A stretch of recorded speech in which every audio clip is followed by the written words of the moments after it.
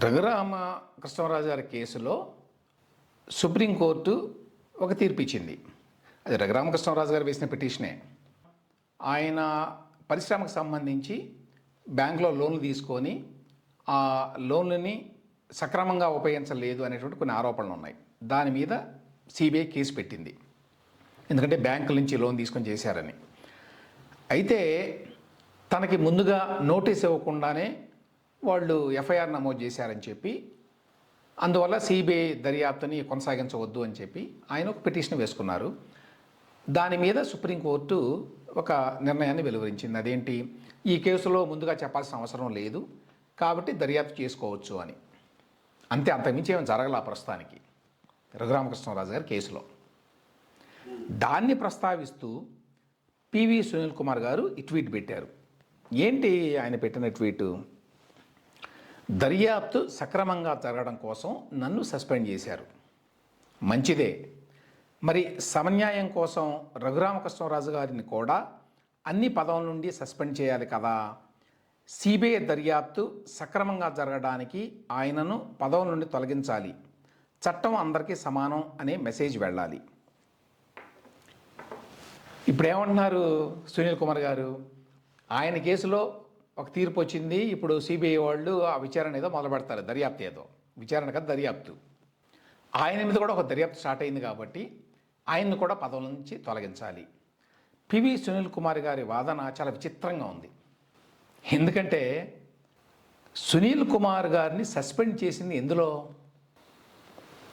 ఆయన ప్రభుత్వానికి సరైన సమాచారం ఇవ్వకుండా విదేశాలకు వెళ్ళారు, లేక విదేశాలకు వెళ్తారని చెప్పి ఆయన ఏదైతే చెప్పారో ఆ దేశాలకు కాకుండా వేరే దేశాలకు వెళ్ళారు.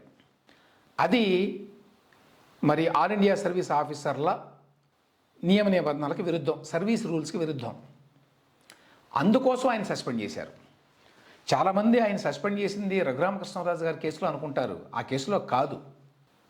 ఆయన సస్పెండ్ చేసింది సర్వీస్ నిబంధనలు ఉల్లంఘించారు అనేటువంటి కారణంతో. దాని మీద దర్యాప్తు జరుగుతోంది ప్రభుత్వంలో. ఇంటర్నల్గా డిపార్ట్మెంట్లో ఎంక్వైరీ ఉంటుంది కదా, ఆ దర్యాప్తు జరుగుతోంది. ఆ దర్యాప్తు జరిగే సమయంలో సునీల్ కుమార్ గారిని సస్పెండ్ చేశారు. రఘురామకృష్ణరాజు గారి కేసులో కాదు. రఘురామకృష్ణరాజు గారి కేసులో ఇప్పటివరకు జరిగింది ఏమిటి? పివి సునీల్ కుమార్ గారికి సంబంధించి ఆయన నోటీస్ ఇచ్చారు, మిమ్మల్ని ఈ కేసులో విచారించాలి అని. దానికి ఆయన ఒకసారి రాలేదు, టైం తీసుకున్నారు, మొన్న వెళ్ళారు, వాళ్ళు విచారించారు. మళ్ళీ ఇంకోసారి కూడా నోటీస్ ఇస్తామని చెప్పారు అన్నట్టుగా పేపర్లో వార్త కూడా వచ్చింది. అంతే, అంతకు మించి రఘురామకృష్ణరాజు గారి కేసులో ఏమీ జరగలేదు. సునీల్ కుమార్ గారికి సంబంధించి ఆయన సస్పెన్షన్ వేరే కేసులో, అది ప్రభుత్వానికి సంబంధించింది, ఇంటర్నల్ మ్యాటర్, డిపార్ట్మెంట్కి సంబంధించింది. సునీల్ కుమార్ గారిని డిపార్ట్మెంట్లో అంతర్గత విషయాలకు సంబంధించి సస్పెండ్ చేయటం, అలాగే రఘురామకృష్ణరాజు గారికి సంబంధించి సిబిఐ ఎంక్వైరీ కొనసాగించుకోవచ్చు అని సుప్రీంకోర్టు చెప్పటం, ఈ రెండు సమానం ఎట్లా అవుతాయి? సుప్రీంకోర్టు ఆయన మీద దర్యాప్తు చేసుకోండి అని అన్నారు. దానికి ఆయన డిప్యూటీ స్పీకర్ పదవికి ఎందుకు రిజైన్ చేయాలి, లేక ఎమ్మెల్యేకి ఎందుకు రిజైన్ చేయాలి? ఆయన ప్రభుత్వోద్యోగి కాదు. తర్వాత డిప్యూటీ స్పీకర్గా ఆయన చేసిన పనులకు సంబంధించి ఎటువంటి కేసు లేదు.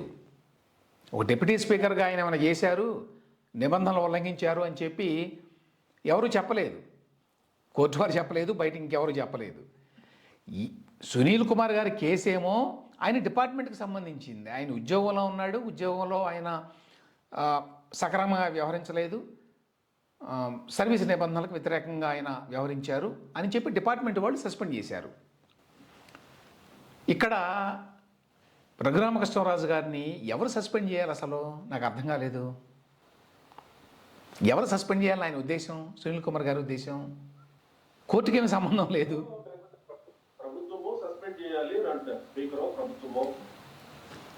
ప్రభుత్వానికి ఎటువంటి అధికారం ఉండదండి స్పీకర్ మీద, డిప్యూటీ స్పీకర్ మీద.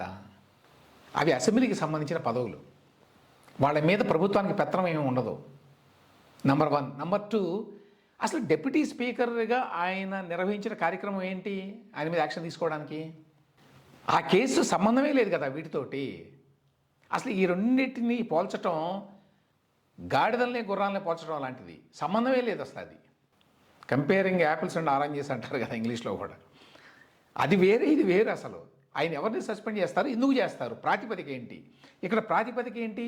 ఆయన ఉద్యోగంలో ఉన్నాడు, ఉద్యోగంలో ఉండి కొన్ని నిబంధనలు, ఉద్యోగ నిబంధనలు ఉల్లంఘించాడు కాబట్టి ఉద్యోగంలో ఉన్నవాళ్ళు ఆ డిపార్ట్మెంట్ వాళ్ళు సస్పెండ్ చేశారు, వాళ్ళకి అధికారం ఉంది కాబట్టి.